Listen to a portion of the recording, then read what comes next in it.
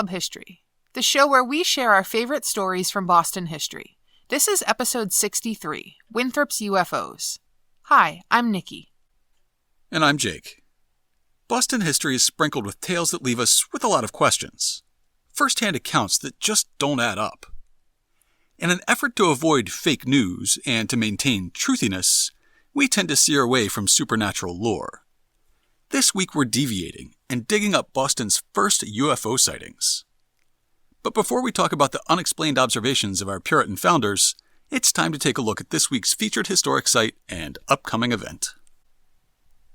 This week's featured location is a little-known gem in the South End, Harriet Tubman Park. Located along Columbus Avenue, the park features brick paving inlaid with decorative bronze pavers, which depict aspects of the history of the Underground Railroad. The park contains Step on Board by Fern Cunningham, the first statue of a woman erected on city property in Boston. The memorial is a 10-foot-tall bronze sculpture that depicts Tubman leading a small group of people while holding a Bible under her right arm. The back contains a diagram of the route Tubman took when accompanying passengers on the Underground Railroad and 2 quotes by Tubman. "There are 2 things I've got a right to, and these are death or liberty.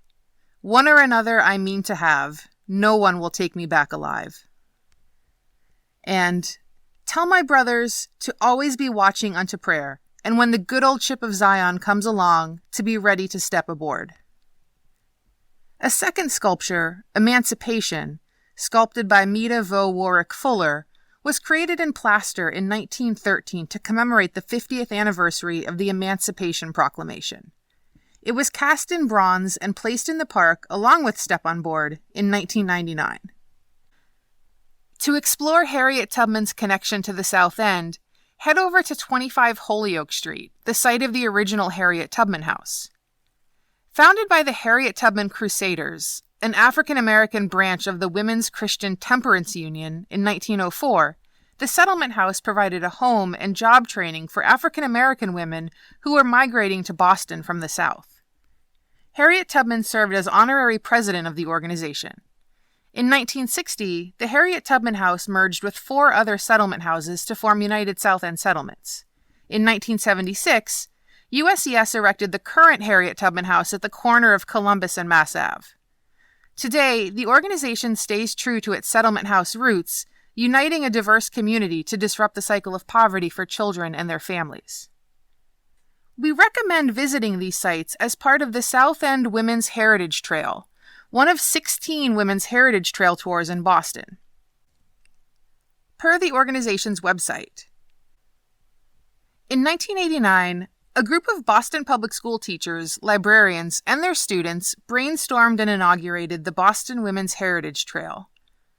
Like the Hub's 2 extant walks, the Freedom Trail and the Black Heritage Trail, this new historic trek promised to take visitors through fascinating slices and stories of Boston's illustrious past.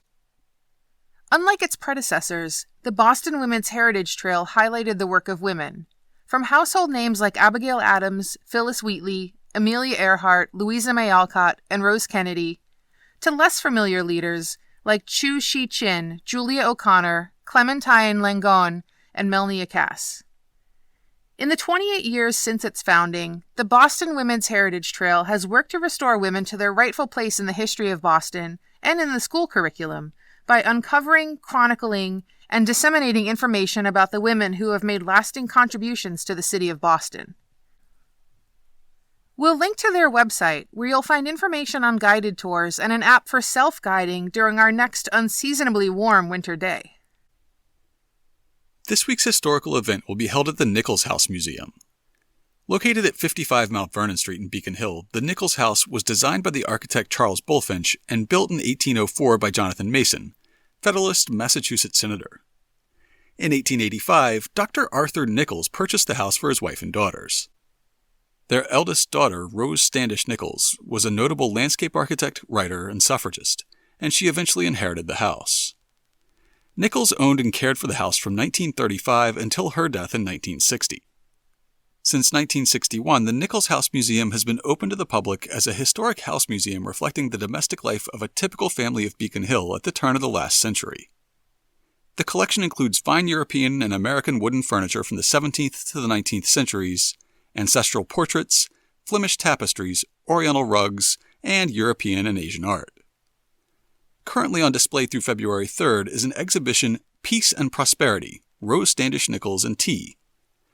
From the museum's website, among her other achievements, Rose Standish Nichols was famous for hosting elaborate tea parties where she would cultivate lively conversation and promote world peace. Tea parties were a vehicle through which Rose Nichols furthered social and political agendas while also showcasing her collection of fine porcelain and silver. This exhibition will highlight collection items related to tea service while examining the culture and society in which Rose Nichols entertained. In 1904, Boston businessman Mark T. Windell assumed ownership of his uncle's business, a firm that imported luxury products from abroad. Mr. Windell settled in the Beacon Hill section of Boston and set up offices on nearby State Street. For many years, he imported port, sherry, snuff, olive oil, coffee, and rare teas to sell to the upscale clientele of Boston, New York, and Philadelphia. Over time, Mr. Windell began focusing solely on the import of tea into his Boston waterfront offices, and one of his most popular items was a smoky China tea called Hu Qua. From an initial listing of only 5 teas, offerings have expanded to over 80 estate-grown specialty teas, signature tea blends, and herbal and fruit tisanes. On Saturday, January 20th, the museum will host a tea tasting led by Hartley E. Johnson, owner of the Mark T. Windell Tea Company. A $25 ticket includes a brief overview of the history of tea and the connection between Rose Standish Nichols and this Boston tea importer. A tasting of black, green, and oolong teas, and a discussion around the showcase teas, from their geographical region of origin to how they are processed. We'll include a link to purchase tickets in this week's show notes. Now, let's turn to our main topic. In this year, one James Everell, a sober, discreet man, and 2 others, saw a great light in the night at Muddy River. When it stood still, it flamed up, and it was about 3 yards square. When it ran, it was contracted into the figure of a swine. It ran as swift as an arrow towards Charlestown, and so up and down for about 2 or 3 hours. They were come down in their lighter about a mile, and when it was over, they found themselves carried quite back against the tide to the place where they came from. Divers other credible persons saw the same light, after about the same place.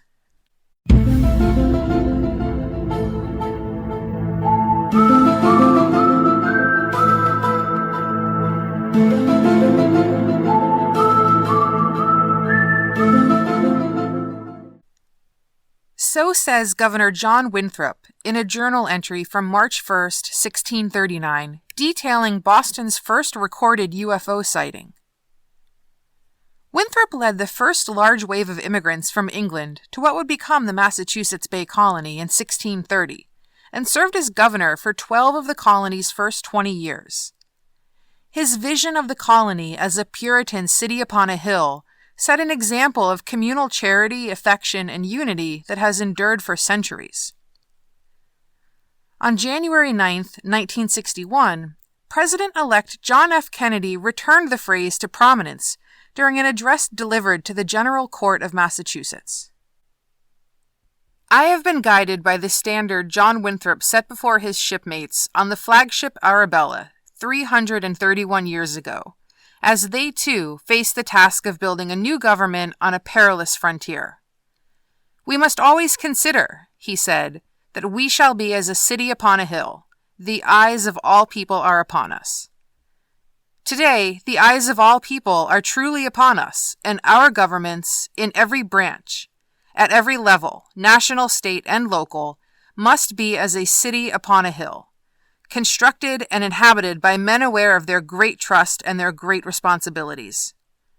For we are setting out upon a voyage in 1961 no less hazardous than that undertaken by the Arabella in 1630. We are committing ourselves to tasks of statecraft no less awesome than that of governing the Massachusetts Bay Colony, beset as it was then by terror without and disorder within. History will not judge our endeavors, and a government cannot be selected merely on the basis of color or creed or even party affiliation. Neither will competence and loyalty and stature, while essential to the utmost, suffice in times such as these. For those to whom much is given, much is required. President Ronald Reagan referred to Winthrop's vision on the eve of his election in 1980. I have quoted John Winthrop's words more than once on the campaign trail this year, for I believe that Americans in 1980 are every bit as committed to that vision of a shining city on a hill as were those long-ago settlers. And he returned to it in his January 11, 1989 farewell address to the nation. I've spoken of the shining city all my political life, but I don't know if I ever quite communicated what I saw when I said it. But in my mind, it was a tall, proud city built on rocks stronger than oceans, wind-swept, God-blessed, and teeming with people of all kinds living in harmony and peace. A city with free ports that hummed with commerce and creativity. And if there had to be city walls, the walls had doors, and the doors were open to anyone with the will and the heart to get here. That's how I saw it, and see it still. So what we're saying is, Winthrop has some credibility. Now getting back to 1639, James Everell and his two friends were in a lighter, a small flat-bottomed boat that was used to haul cargo in shallow coastal waters.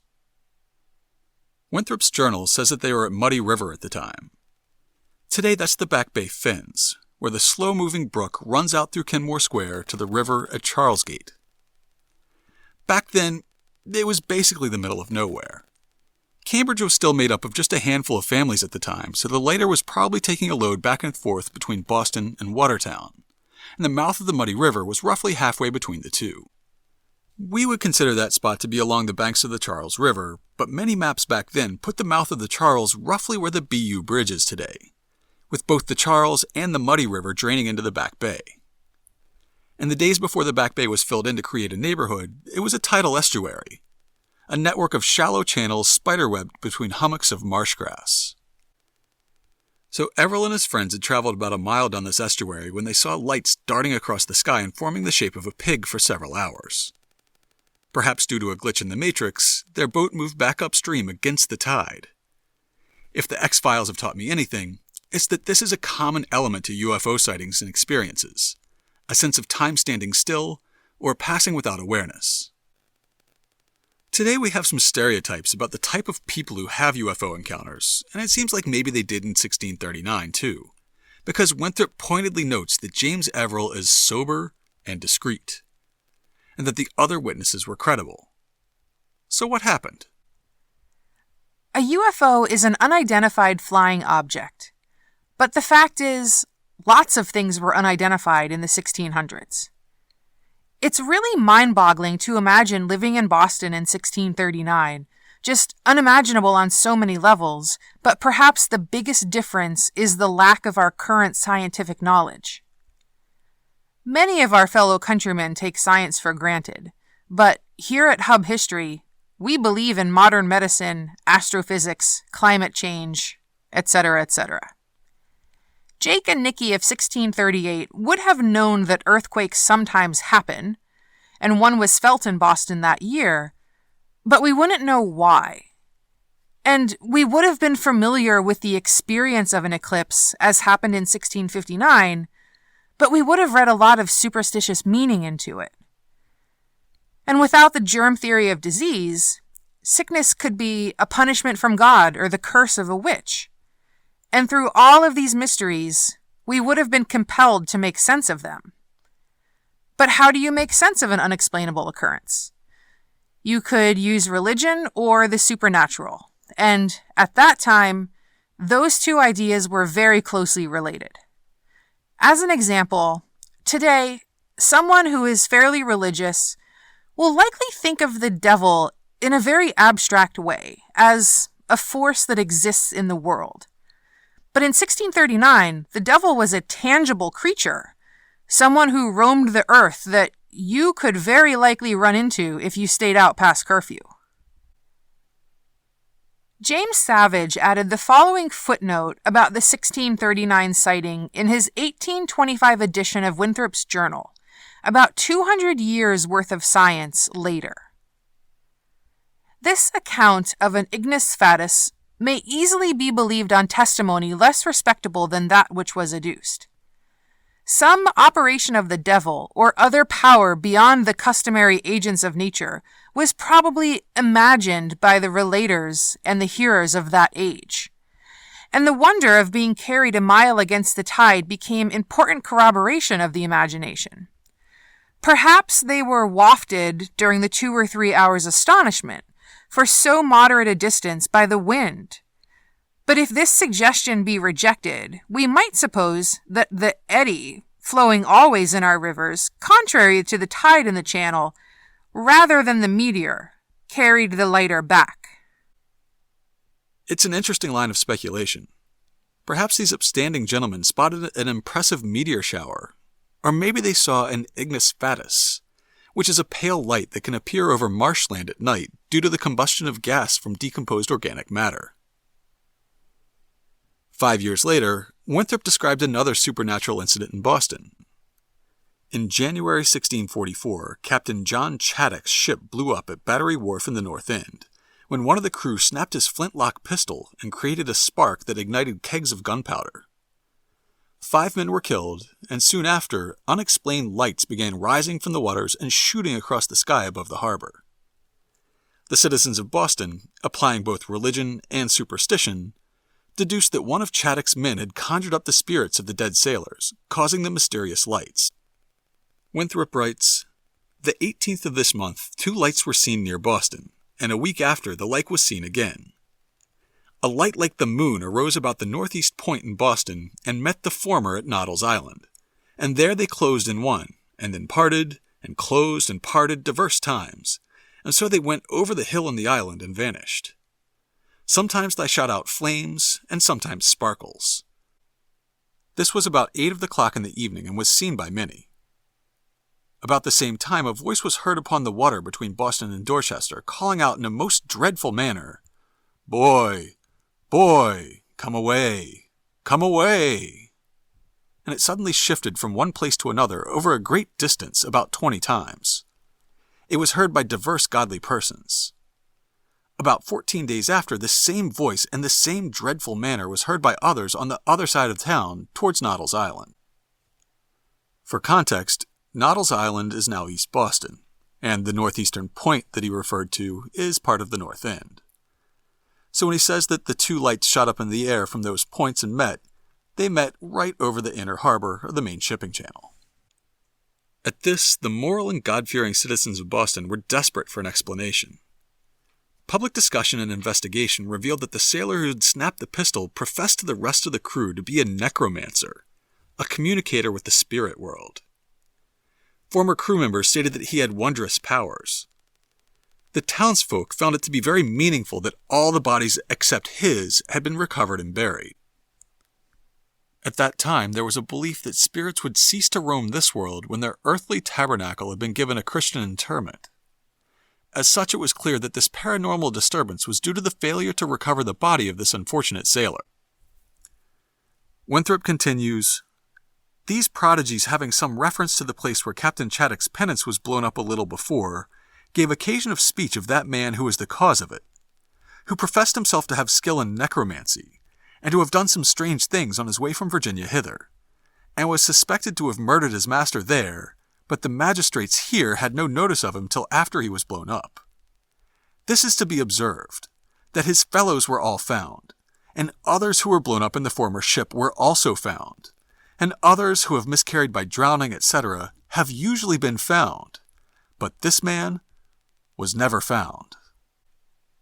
It's all very mysterious.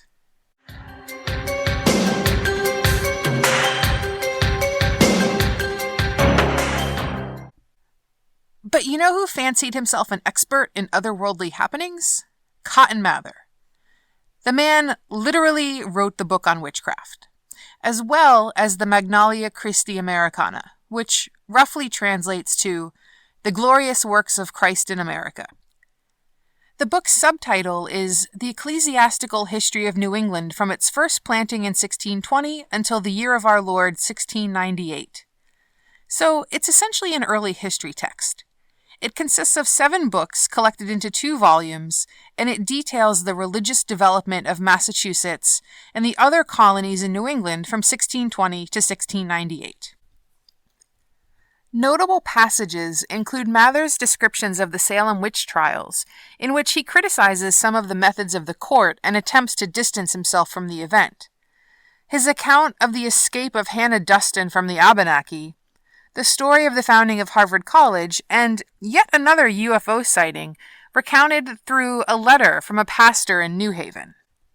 In the year 1647, besides much other lading, a far more rich treasure of passengers, 5 or 6 of which were persons of chief note and worth in New Haven, put themselves on board a new ship built at Rhode Island of about 150 tons, but so walty, or liable to roll over, that the master, Lamberton, often said that she would prove their grave.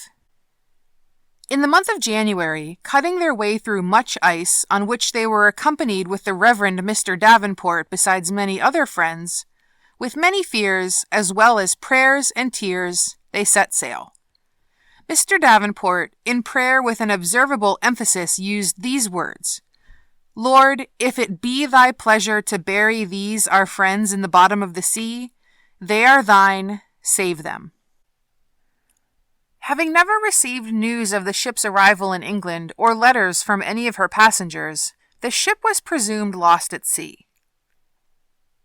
In June next ensuing, a great thunderstorm arose out of the northwest, after which, the hemisphere being serene, about an hour before sunset, a ship of like dimensions with the aforesaid, with her canvas and colors abroad, though the wind northernly, appeared in the air coming up from her harbor's mouth, which lies southward from the town, seemingly with her sails filled under a fresh gale, holding her course north, and continuing under observation, sailing against the wind for the space of half an hour.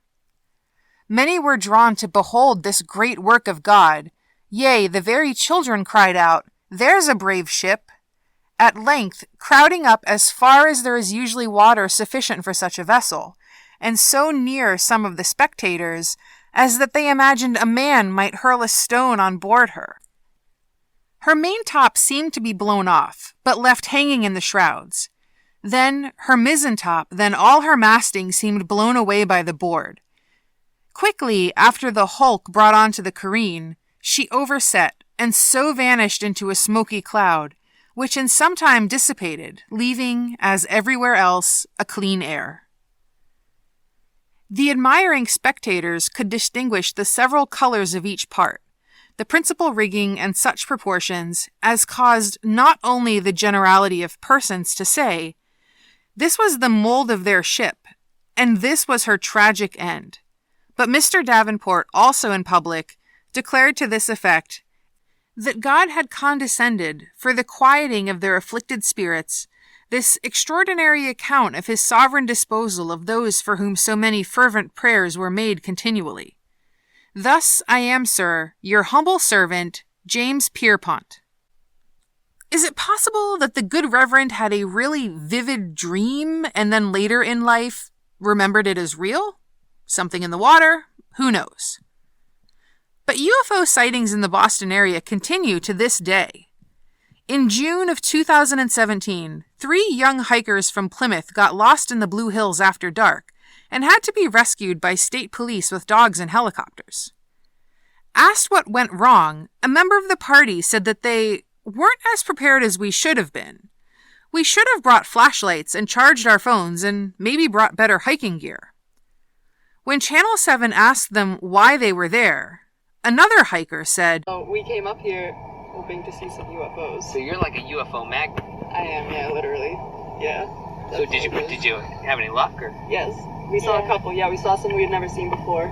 We saw this one light that had, we saw these 2 ships that had these like bright spotlights. And then we saw this like weird orb thing that was like a spotlight sort of. Too bad they couldn't lead you back down though. Yeah, no, they weren't very helpful. No. Unfortunately, they didn't have John Winthrop to vouch for their credibility. To learn more about UFOs in the Hub, check out this week's show notes at hubhistory.com/063. We'll have a link to Winthrop's journal, as well as Drake's History and Antiquities, which details the second sighting in 1644. We'll also share a map of early Boston to give you a sense of the locations referenced, like the mouth of the Muddy River and Noddle's Island, which is now part of East Boston.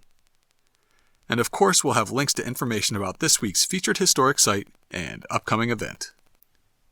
Before we sign off, we just want to apologize to anyone who's had trouble with our website in the past few days. We've been battling a recurring malware attack and working with our web host to get that resolved. By the time you hear this, it should be fixed, or perhaps we'll have moved on to a different hosting service. But if you tried to visit our page to view the show notes and you were redirected to some shady malware site, we are truly sorry. In the meantime, if you want to complain, you can email us at podcast@hubhistory.com. We're Hub History on Twitter, Facebook, and Instagram. Or you can go to hubhistory.com and click on the Contact Us link. While you're on the site, hit the subscribe link and be sure that you never miss an episode. If you subscribe on Apple Podcasts, please think about writing us a brief review. That's still the best way to help others discover the show. That's all for now. We'll be back next week to talk about Harvard's Indian College.